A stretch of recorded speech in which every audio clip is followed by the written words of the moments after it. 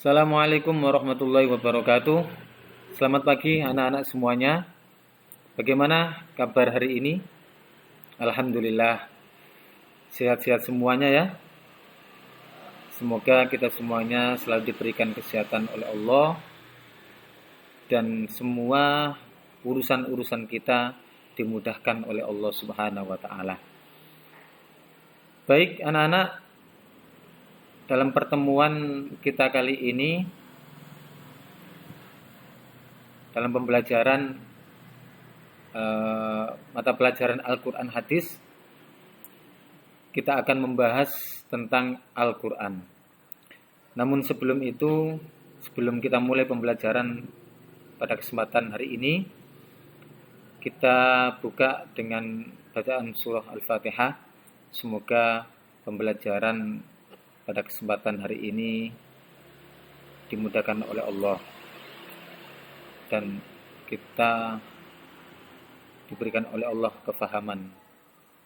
Ala hadiniyah wa ala kulli niyatin shalihah wa ala ma nawabi salafun shalihun ala hadratin nabil mustafa rasulillah Muhammadin sallallahu alaihi wasallam. Al-Fatihah. Amin. Baik anak-anak, kita mulai pembelajaran kita kali ini. Materinya adalah Al-Quran. Al-Quran menurut bahasa atau secara bahasa, lughatan, berasal dari kata qara'a yaqra'u Qur'anan, yang artinya membaca atau bacaan.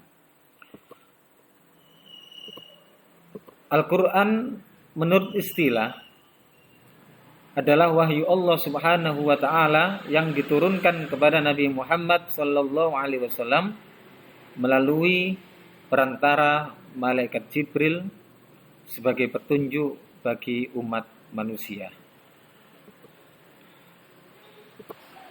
Di dalam Al-Quran terdapat 114 surah atau surat. Terdapat 30 juz, diawali dengan surah Al-Fatihah, dibuka dengan surah Al-Fatihah, dan ditutup dengan surah An-Nas.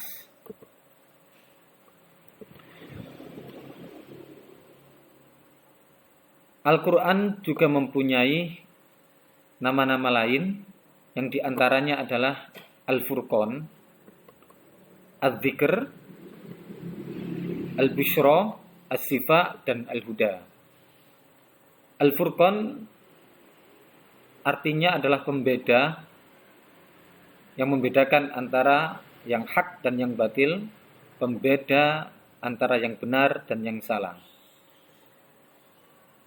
Az-Zikr artinya pemberi peringatan. Kemudian Al-Busyra artinya adalah kabar gembira. As-Sifa artinya obat atau penyembuh, dan Al-Huda artinya petunjuk. Dan di samping ini, selain nama-nama ini, juga ada nama-nama yang lainnya.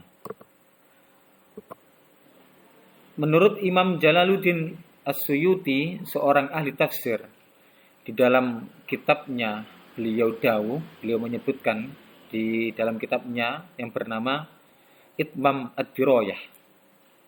Beliau menyebutkan Al-Quran ialah firman Allah Subhanahu wa taala yang diturunkan kepada Nabi Muhammad sallallahu alaihi wasallam untuk melemahkan pihak-pihak yang menentangnya, walaupun hanya dengan satu surah saja daripadanya.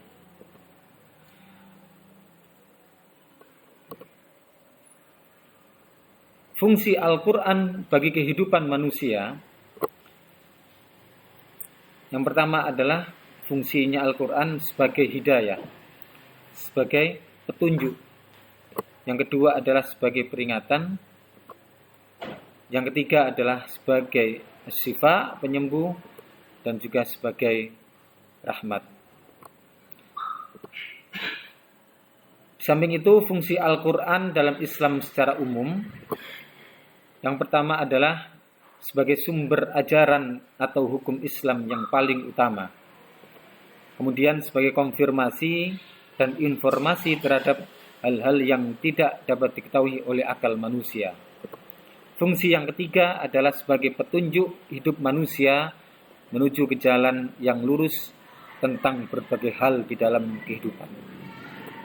Dan yang keempat adalah fungsi Al-Quran dalam Islam secara umum sebagai pengoreksi dan penyempurna kitab-kitab terdahulu, yaitu kitab Az-Zabur yang diturunkan kepada Nabi Daud alaihissalam, kitab Taurat yang diturunkan kepada Nabi Musa alaihissalam, dan kitab Injil yang diturunkan kepada Nabi Isa alaihissalam.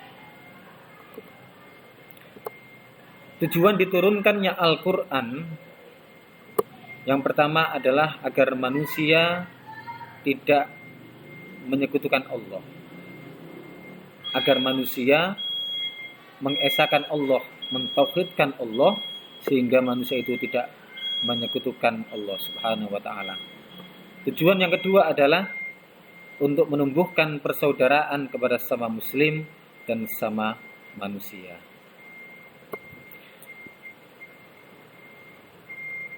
Baik anak-anak, itu penjelasan terkait dengan pengertian Al-Quran, fungsi tujuan Al-Quran, dan juga nama-nama lain daripada Al-Quran.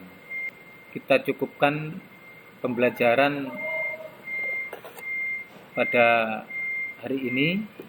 Semoga kita semuanya selalu dimudahkan oleh Allah Subhanahu wa ta'ala, diberikan kesehatan, dan tentunya dipanjangkan umur kita, umur yang barokah. Terima kasih atas perhatian anak-anak semuanya. Saya akhiri. Assalamualaikum warahmatullahi wabarakatuh.